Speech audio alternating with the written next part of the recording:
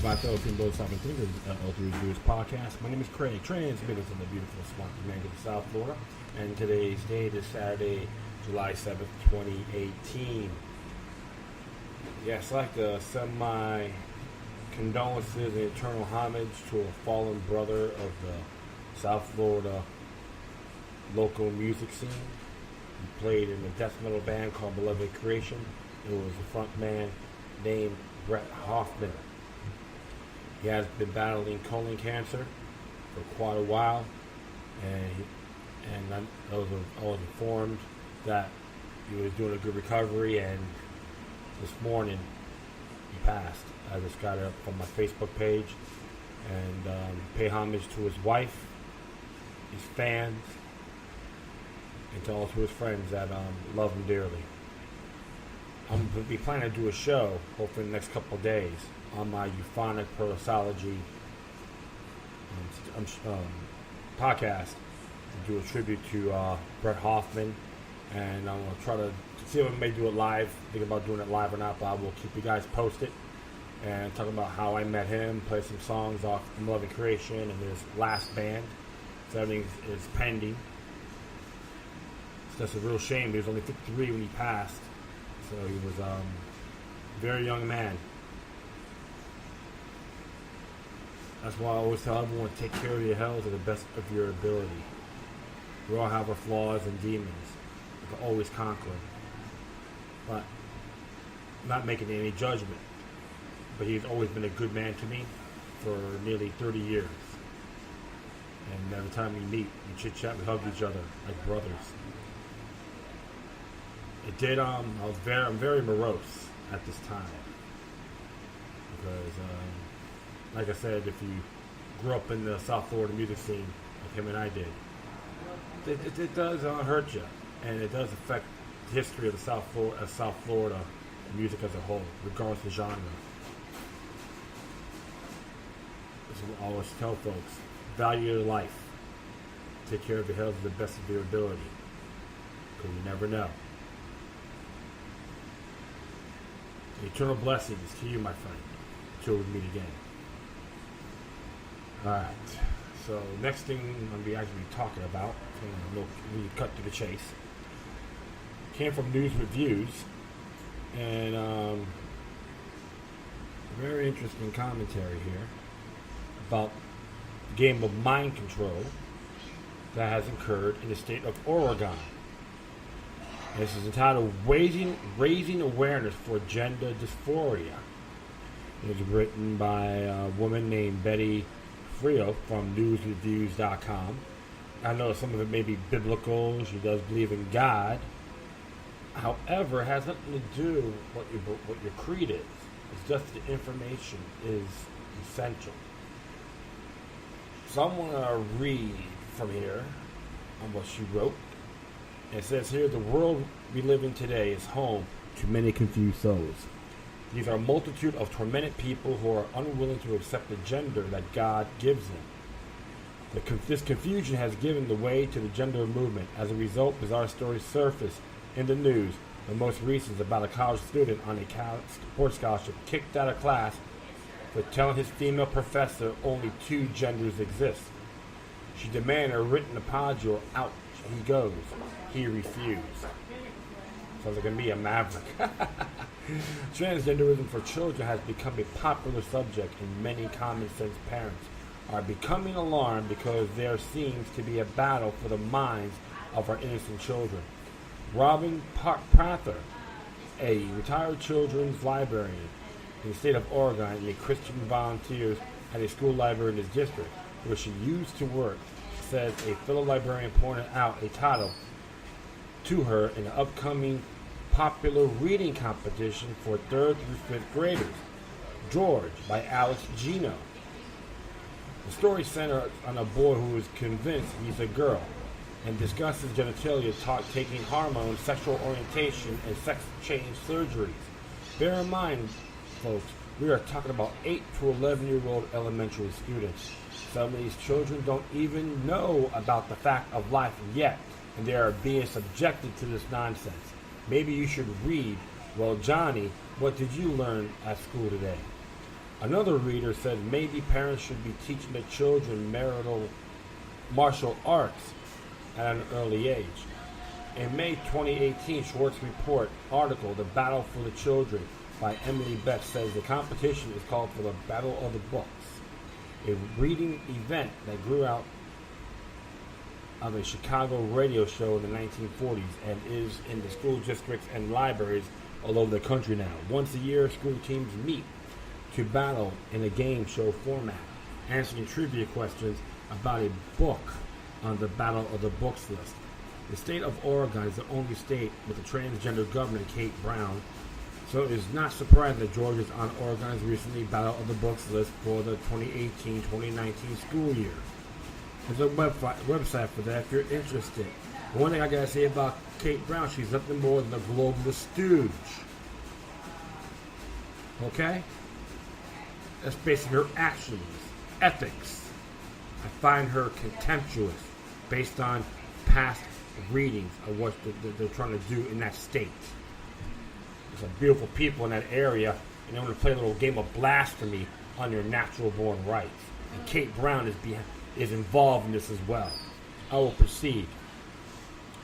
In one part of the book, George recounts watching a television interview with a transgender woman where they discussed sex change surgery. So George knew it could be done. The book said a boy could become a girl. George, has since read on the internet that George could take girl hormones that would change George's body. And George could get a bunch of different surgeries if George wanted them and had the money. This one was called transitioning, better known as brainwashing. George could even start before George was 18 with pills called androgen blockers that stop the boy's hormones already inside George from turning George's body into a man. This is not just raising awareness for gender dysphoria, for endorsing transgenderism for children. It is publishing risky health data. Pediatric hormone blocking is a relatively new practice, first taken in the United States in 2007, and the FDA hasn't approved it. Giving cross-sex hormones like estrogen to a boy is also not FDA approved. It is beginning to resemble more and more like a pharmaceutical industry advertisement. Another grand creepy science experiment. A recent journal publication from a Washington University pediatric endocrinologist and two Johns Hopkins medical school psychiatrists called hormone therapy in children a drastic and experimental measure. They argue that doctors often promise that the effects of hormone blockers are fully reversible when there is little scientific evidence to confirm that. It should be noted that doctors across the spectrum agree that the vast majority of children diagnosed with gender dysphoria lay their identity with their biological sex. So why the experiment in the first place? C.S. Lewis wrote an all-powerful scientific consortium that was doing a lot of weird and cruel experiments, so then enter the American Library Association. There's a link for that. It's more something like the Island of Dr. Moreau. You should read the book or at least see the movie. I'll continue on here. In 2016, the ALA presented Gino with the Children's Stonewall Award. The first of that award was forever given specifically for children's literature. However, there is an ALA award for LGBT young adult and children literature since 2010. Award helped titles into reading lists like Battle of the Books. These elementary age titles on genderism or gender fluidity are still few and far between in several children's librarians at public libraries. Some children's librarians at public libraries have never encountered books on this topic, but the numbers are slowly growing and gaining gatekeeper endorsements along normalizing unhealthy sexual behavior. In 1966, a newly energized radical progressive left delivered its epiphany. All things homosexuals do are perfectly normal. Anyone who resists this dictum shall be destroyed. This helps us to understand why President Trump's personal staff is being harassed in the marketplace. The ALA Awards, there's a link for that too if you want to check it out. The ALA Awards and reviews accolades put librarians on the ground in a bind. Pamela Palmer is a recently retired children's librarian in Southwest Virginia, where she learned at the county library for 23 years. She was in charge of acquisitions for the book section, children's section, and about $500 a month to spend on new titles. She will order books requested by patrons and then select the rest herself. Fox in charge of the chicken house. To decide on new titles, she should read School Library Journal, the most complete catalog of children's books review. When George was published in 2015, she saw that SLJ stated LSJ star reviews means most larger library system would stock the book. The SLJ called a book a required purchase for any collection that serves a middle grade population. Drat. Palmer thought. The SLJ reviewer Ingrid Abrams wrote in the review, while the children can have a sense of their gender identity as early as the age of 3, children's literature is shockingly bereft of trans protagonists, especially where middle grade literature is concerned. I can read your mind. Yeah, Abrams was also at the time the director at large for ALA's Gay, Lesbian, Bisexual, and Transgender Roundtable. Shortly after the book was published, Palmer said her boss emailed and asked her to order George. Her boss, Josephine Clark, doesn't remember asking her to buy it and doesn't have an email record of the request to Palmer Clark. Said she would regularly send reviews of notable new books of George was one in the children's librarians for possible acquisition. Palmer's boss didn't realize what a big deal it was to her. Clark said she made it no demand to buy the book, and when Palmer asked her about it, she had to check the library's shelf to see whether they had the book. Whatever the case, Palmer acquired the book despite her reservations. ALA and SLJ starter reviews are one thing, but volunteer librarians and teachers are often the ones selecting titles for this Battle of the Books State Masters list, the state awards, which bring us back to the question, how did George end up on the Battle of the Books list in Oregon? A national Battle of the Books organization comes up with one list, and every BOB chapter Palmer talked around the country comes up with its own list rather than using the national list. Some BOB chapters are just one library, some cover several schools, districts, and some, like Oregon, statewide. Oregon draws on a statewide group of librarians to volunteer to create the state's list. Trains coming by. IMS Cookies Pizza, located at 207 Himmershey Drive, or Southwest 2nd Street, in the heart of Fort Lauderdale, Florida. I should have brought that up before narrating this article. That's okay. All right. So, Oregon draws on a statewide group of librarians to volunteer to create the first list. First group accepted the reader's nomination for the list, and George was one of the nominees. Then the OBOB selection committee considers whether nominated titles meet the organization's criteria to be on the list. The criteria include whether the book, 1, is appropriate read for level for 3rd and 5th grade, 2, adds diversity of character, plot, perspective, and genre to the OBOB list, and 3, is an award-winning book that has a high quality of writing and is well reviewed. The committee decided George met the criteria. There was no sufficient feedback to cause concern for the committee to exclude the book from the list. OBOB selection chair Courtney Snyder wrote Palmer about George. Snyder told her that according to the handbook, once a title is on the list, it cannot be removed. After Palmer asked about the inclusion of George, OBOB added a statement about the choice on his website, repeating most of what Snyder wrote her.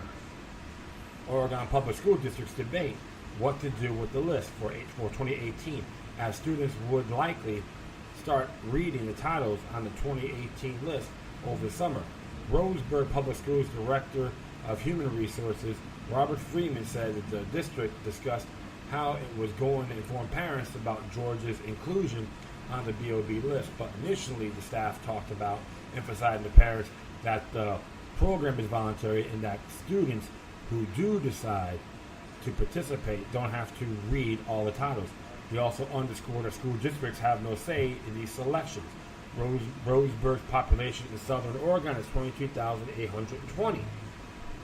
Sheila Shapiro, a longtime public librarian and Christian who works in the Portland, Oregon area, said her library buys copies of everything on the OB list, so they're available to check out. They load up the shelves with the 2018 list by the summer so kids can read over the summer break.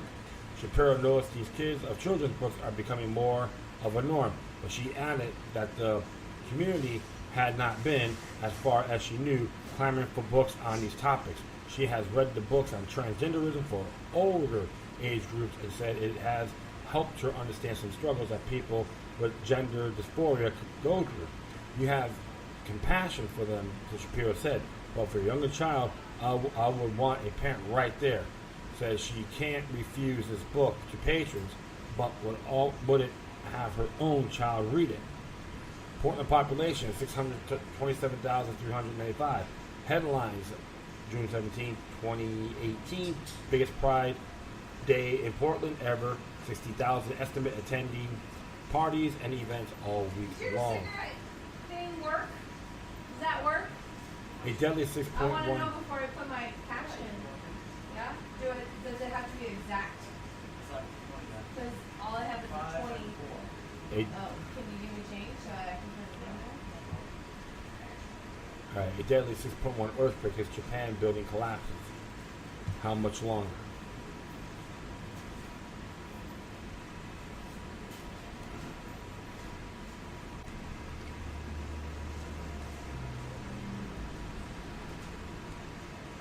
Oh, sorry about that. It says here, okay, a deadly 6.1 earthquake hits Japan, buildings collapse. So much. How much longer, Lord, are you going to tolerate Portland, Oregon? Well, I'm not gonna go that far, but in good faith. However, I understand what they're saying about the uncleanness. However, this isn't a fault line right along the ring of fire. So, folks got to always pay attention on your surroundings. All right. And of course, it says here first. The Essenes, 5 verse 3. When they shall say peace and safety, then sudden destruction cometh upon them. It's going to be a big surprise to the world. They are not going to expect it. Like in the tribulation there, if you really read it. Communists chose Oregon as an experiment. Of course, Oregon has been known to be the first in all communist programs. The latest, our Queers Governs celebrates murder with HB 33391 from the 2017 Oregon legislature called the Reproductive Equity Act that requires insurance companies in the state to cover the murder of unborn at no cost. In the 45 declared goals of the communist takeover of America include 17. Get control of the schools, use them as transmission belts for socialism and current communism propaganda. Soften the curriculum, get control of the Teachers Association union. See, one thing about that, one thing about the teachers' unions and unions in general, you should be reading this book called The Union Workers' Bible, which a brother that passed away years ago gave us a little booklet. Boy, should read this. And one of the questions he asked about unions, and the train's coming by here.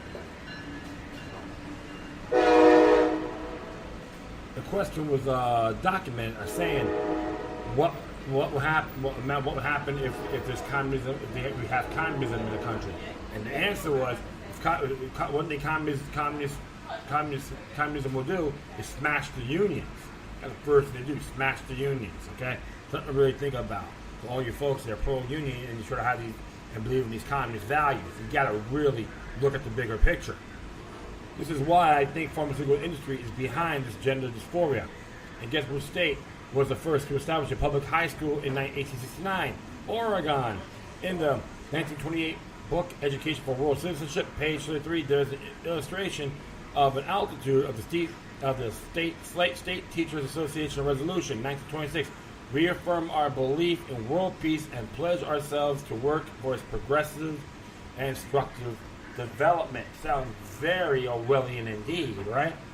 There is no peace and safety apart from God unless America repents, unless American churches goers repent unless our pastors and so-called shepherds repent. There will be no place and safety. Only God's ultimate judgment upon the wicked and rebellious nations, and deservedly so. Americans used to export Christianity, sending missionaries to the uttermost parts of the earth to win souls. What do we export today? Abortion and sodomy. FBI agent Julia Brown warns in her book, I testify to say that the Communist Party encourages immorality is to understate the facts. More appropriately, may it be said, the party demands it. The party not only tolerates, not only encourages, it demands that members engage in illicit sex acts. And this is how elected congressmen early on becoming targets of blackmail. Absolutely. Government public education unconstitutional. October 5th, 2015, New American Magazine said the bill to establish an educational bureau was passed by the House on June 19, 1866, and signed into law in 1867. That's during Andrew Johnson's reign. Notice that even with this tiny germ of today's Department of Education was debated in Congress, the very astute Representative Andrew Rogers from New Jersey said, no man can find anywhere in the letter or spirit of the Constitution one rule that will authorize the Congress of the U.S. to establish an educational bureau. Then he went to warn that if Congress had the right to establish an education bureau with the federal government consisting of only a handful of people, then it had the right to establish a bureau to supervise the education of all children in our nation. How prophetic. That's exactly what happened. It took a century or so from the time when Congress first usurped the power to find an education bureau until Congress was routinely ignoring the Constitution by funding a huge educational bureaucracy to supervise the education of all American children with more than 2,000 employees and a budget of $1.5 billion. Oregon was also the first to recognize Labor Day in April 1857, followed by Goal 36 to infiltrate and gain control of more unions and infiltrate and gain control of big business. Interesting indeed. Correct. So, all you folks in these little institutions and movements, you better be paying attention. You're being used. I see that myself. I'm not afraid to call out these folks. So, it's one of the areas you got to really look at. And all those people that, education's the right. Well, you can get it through technology now. You don't need the state to pay for them, and college and all that. Give me a break. Attention, mobile senior citizens. In closing, I may recommend mobile senior citizens want to exercise to check out the BBB banned book bins at the libraries and a letter to the local newspaper editor using the material in this article to report your findings. What will you do? I finished this article, and then what will you do came on the TV. A boy wanted to choose a doll. His mother objected. Lots of suggestions from lots of people, but one man said he should buy it for him. Well, what if a girl wanted to buy toys made for boys? Pretty much the same result. However, one woman did say, let the kids play with whatever they like. Another said she wanted to be politically correct, and this is a different generation. Bingo indeed. So what you're seeing, my friends, is a lot of manipulations, saying you are transphobe and all that. But when it comes to the children, I call this child abuse, sex trafficking, programming to be peasants to the system, of themselves, the low self-esteem. Oh, well, a boy wants to be because I'm a boy, but actually I'm a girl. That's irrelevant.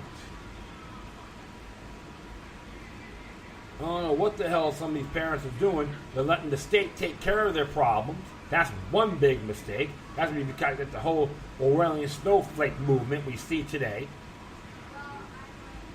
And two, they would have them on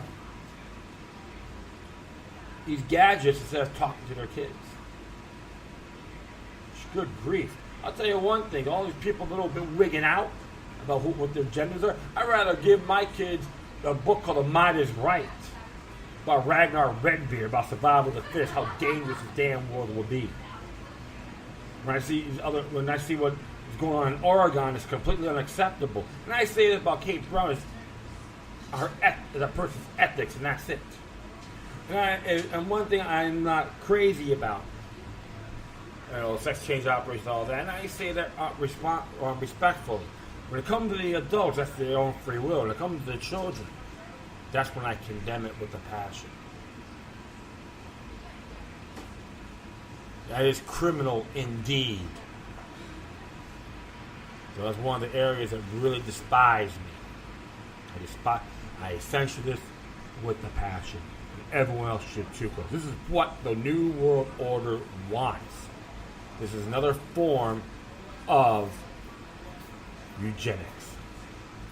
Stone Mountain, Georgia. They want 500 million people on this world. Think about it. Always got to look at the long view point, long view perspective.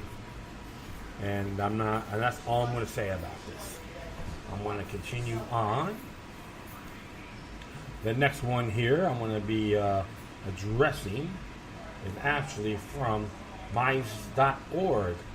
And it came out yesterday.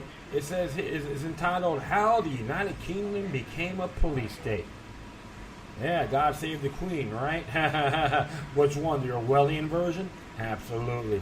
Well, this is written by Nima Parvini, and she says here this article will demonstrate how the United Kingdom has steadily become a police state over the past 20 years. Weaponizing its institution against the people and employing Orwellian techniques to stop the public from seeing the truth.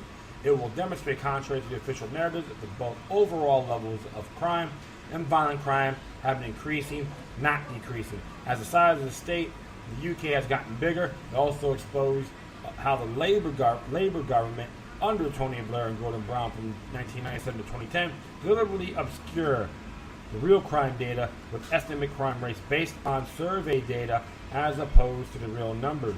I will demonstrate that, contrary to the popular opinion perpetuated by progressive myths, life was much safer in Britain during the era of the classic Wallasey Fair from 1850 to 1911. In his 10 years in power from 1997 to 2007, Tony Blair passed an astonishing 26,849 laws in total, an average of 2,663 per year, or 7.5 per day. God save the Queen, a fascist regime. Sex Pistols are right on that, right? The Labour Party continued this madness under Gordon Brown, who broke the record in 2008 by passing 2,823 new laws, a 6% increase on even his megalomaniac predecessor. In 2010, Labour's last year in power before handing over the reins of the Blairite social radical David Cameron, there was a 54% surge in privacy cases brought against public bodies, and the cabinet refused the Freedom of Information Act information request at the rate of 51%. Censor. The vast number of new laws under Labour does not count the 2,100 new regulations the EU passed in 2006 alone, which apparently is average for them. Many of these vast changes under Blair and Brown were in the area of criminal law. By 2008, Labour had created more than 3,600 new offenses. Many of these naturally were red tape regulations. To give you an idea, create a new explosion, selling types of flora and fauna not native to the UK, such as the grey squirrel, ruddy duck, or Japanese knotweed.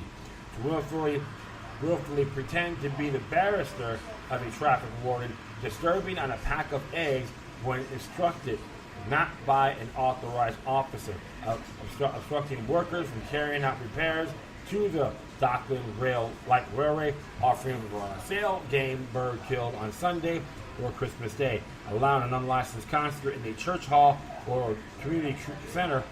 A ship's captain may end up in court if he or she carries grain without a copy of the International Grain Code on board. Scout fishing without the constable. Banking regulation, a number 10 of 1998 apple and pear grubbing up regulations, selling Polish potatoes. There are many more. However, there are also some more serious breaches of civil liberty. One common tactic of the Blair government was to use a moral panic to pass radical new legislation. For example, in 2006, he passed the Terrorism Act, has turned habeas corpus and gave the police the right to detain anyone for any reason for 90 days. At the time, this got widespread public support because of the recent 7/7 bombings in London. This means that the the police can arrest you without you necessarily having committed any crime, if they could brand your activities as terrorists or extremists. Although these laws were ostensibly brought about to combat Islamic terrorism, the expanding definition of far-right extremists demonstrate how they can be weaponized against the British people. Another area in the Labour government used moral picnic cynically to overturn long-standing common law principles was the murder of Stephen Lawrence, which they used to eliminate the double jeopardy rule, and as per the McPherson report, to put an end to color-blind policing. So there's things called multiple jeopardy. Ain't that nice? You probably got that from the Singapore playbook. The claim of Singapore, same thing. Or the United Nations, for example. Their criminal courts, ICC. Recently, there have been an increase of number of cases which a British state has encroached on civil liberties in a nearly open up tyrannical way. The Count Dankula case, for example, in which a man was arrested for hate speech, then tried and made pay a fine for telling off color jokes about the Nazis on YouTube. There was a young woman who was found guilty of being grossly offensive for posting Snoop Dogg lyrics on her Instagram account. And most recently, political activist Tommy Robinson was arrested and tried in mere hours for recording outside a courtroom. In each of these cases, despite some protests against legal rulings, the media broadly sided with the courts, cited the technicalities of the law in the former cases, Section 127 of the Communications Act of 2003, another Blair special, and brand anyone who will protest far right or extremist. Gaslighting is a word from the word from the world of psychology. Is a technique of manipulation to achieve power. Here are 11 warning signs. 1, they tell blatant lies. 2, they deny they ever said something even though you have proof.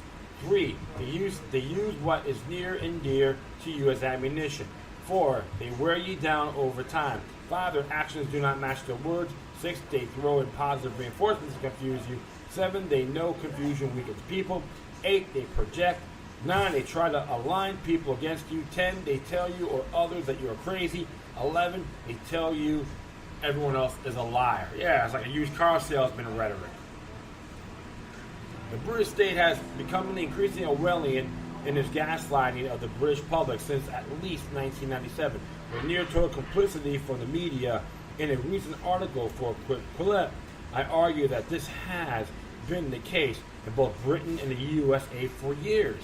This has especially been the case in the area of the crime during a period in which both of the Labour Party and the Conservative Party had become increasingly statist and interventionist on both an economic and civil level. We have been continually told that one of the positive effects of ever-increasing government control is that society has become more peaceful. This is a narrative. For example, Steven Pinker's The Better Angels of Our Nature, Why Violence Has Declined. In 2005, The Guardian told us that since 1995, overall crime has been decreased by 44%. Almost a decade later, the same publication wondered out loud what could be causing the continued decline in crime rates in the UK. And just a few years after that, they had changed their tune completely, decrying sudden increases in violent crime and blaming this on cuts in police numbers. Yeah, witch honey. Oh yeah, that makes a lot of sense. We can do that. In the first few months of 2018, the shocking increases in incidents of violent crime in Sadiq Khan's London, which in the past year has seen rises of 31.3% in knife crime, 78% in acid attacks, 70% in youth homicides, 33.4% in robberies, 18.7% in burglaries, 33.9% in theft, and child crime. But this story told by The Guardian of a general trend down in crime over the past 20 years, followed by a sudden and inexplicable spike. It is simply not true, and as I'll demonstrate in this paper. It's very interesting what's going on over there. We really don't want to tell you these things in the mainstream news, but this is just the facts, okay? And now we'll get to proceed here. In 1997, Tony Blair famously ran on a platform of being tough on crime, tough on the causes of crime. Unfortunately for him, the reality of empirical crime data has stubbornly refused to comply with this anointed vision through his first years in power. New Labour were famous for the efficiency of the propaganda machine. American readers will no doubt be aware of Mr. Blair's complicity in making exaggerated claims about Saddam Hussein's weapons of mass destruction in the run-up to the war in Iraq. But a few readers, American, British, or otherwise, will know that the Blair government was also lying about the extent crime in Britain. The Labour Party, who are so much about media perceptions and political spin, needed to find a way to show on paper that they're tough on crime, tough on causes of crime. The agenda was making good on its promise. So in 2003, Tony Blair permanently changed the way crime is reported in the UK by introducing the National Crime Recording Standards, or NCRS. Up to that point, the crime in the UK was reported using hard data drawn from actual arrests and convictions from the police. However, from that point onwards, the official statistics were be drawn from the British Crime Survey, which estimates crime based on a survey of 6,000 people aged 16 and over. This works much like how television companies produce estimates for showing their ratings. So this means that the statistics you see quoted in newspapers like The Guardian are not hard figures, but estimates drawn from surveys. Wherever the merits of this method, it produced a graph for the Blair government that looked like this. And it goes up and it started going down, after he got out and all that. So it's very interesting what's going on here. This change ostensibly came about because, as part of the tough on cause of crime, part of their pledge, Labour want the court count victims as opposed to the total of number of offenders. Of course, this takes a huge number of crimes out of the data. For example, as it was introduced in 2003, because only 16-year-olds could be interviewed, crimes against minors were not registered in the official statistic. Also, because interviews had to take place in private properties, street crime habituality would not show up in these numbers. Of course, so-called victims' crimes, fraud, or online crime did not show up in their data earlier either. Once you start to account some of these caveats, it becomes more obvious why this extraordinary change in methodology would produce a downward trend in the data. In fact, it was explicitly designed so that, because of these ages, it could not be compared with the numbers before 2002. In 2007, Ken Peace and Graham Farrell estimated that the survey data could be understanding violent crime as much as 82%.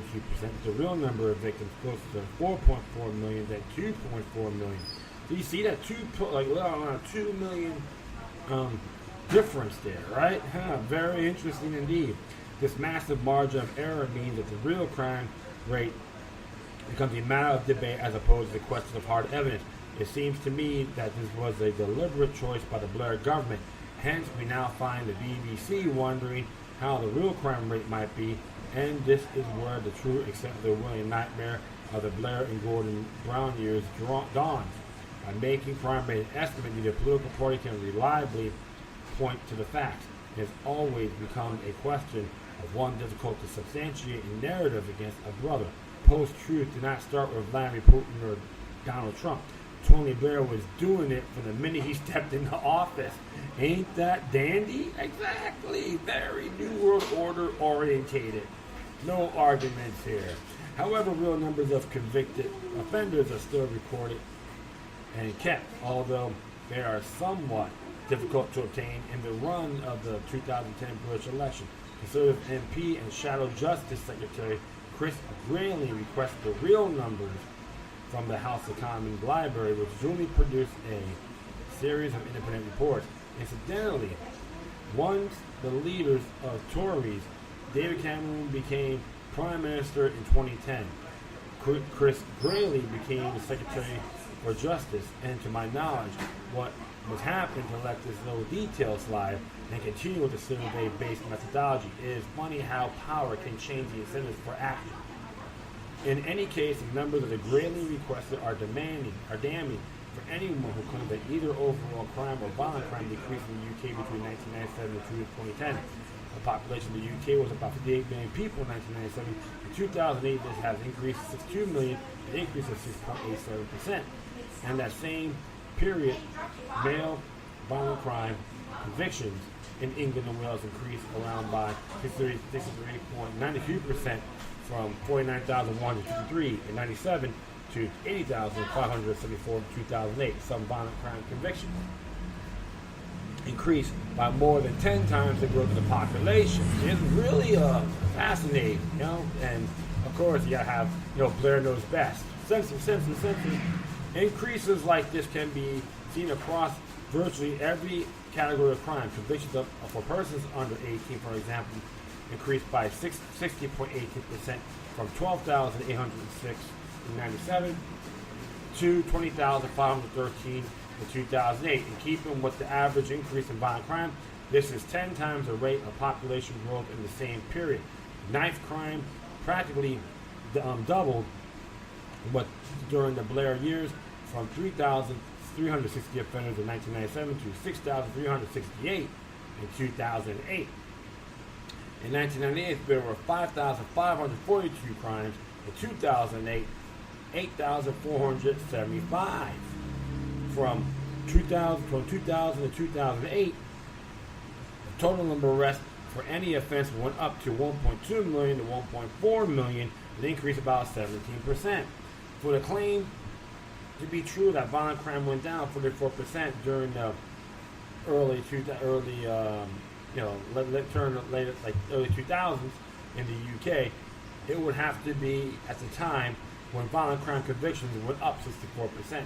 For the claim to be true that overall crime went down from 1997 to 2008, it will have to be at time when overall convictions for crime went by 17%. Both claims seem extraordinary. How could there be a rise in convictions without corresponding increase in crime? The methodology that measures victims through estimates from the survey data is clearly not getting this correct. Accuracy is essential. If we use recorded convictions in this way, as opposed to estimates, we can meaningful comparison to the past, as Peter Hitchens does in the Abolition of Liberty. As we've seen, the total number of convictions in England and Wales for 2008 was around 1.47 million of a population of 62 million, around 2.25% of the population. According to Hitchens, the comparable number in 1861 at the height of the Lazise Fair was 88,000 for a population of 20,066,224, or around 0.44% of the population. In 1911, before Leviathan and the welfare state had rarely had a chance to grow, the number was 97,000 for a population of 36,075,269, or around 0.27% of the population. The claim that crime has risen because of government cuts to the numbers of police also cannot stand. Since 1911, there were 51,203 officers, but whereas by 2009, there was 144,353 officers. Okay, an increase in police officers from 1911 to 2009, therefore, is 181.92%, compared with an increase of 71.86% in total population. So the size of the repressive apparatus of the state has increased greatly, and with the total number of criminals, it is clear that the less personal freedom and bigger and more invasive state come less personal responsibility and greater lawlessness. It is also clear that the British state has become a more top-down in orientation than it is common law passed. It has levied increased covert legislative power against the British people it supposedly serves. The state is now behaving in an openly Orwellian manner with near explicit contempt for the public. Well, can't argue with that, my friends. The one of the areas you have to seek. Main objective is accuracy. How essential it is? Very important. That's why I heard about the cameras and all that. Make people feel safer, and crime's still going up. Ain't that great? So this is why all the technocracy is not going to make you safe. And as a person like myself, we have a natural born right to defend ourselves, families, and loved ones. Never see your brother Never stand idly when your brother is getting beaten down or bleeding to death. This is why I'm real touchy when it comes to my right to self-defense. No ands, ifs, or buts. But one thing I know for sure, the people in Britain are waking up. Whether you agree with Tommy Robinson on a lot of his stance or not, people gotta look at the bigger picture. And so one thing I gotta say for sure, pay attention, stand for what's right. Let's end the Orwellian nightmare. It won't prevail when more people pay attention. And you know what? That is it. I'd like to thank everyone for listening, and plus feel free to download and share us throughout your social media networks.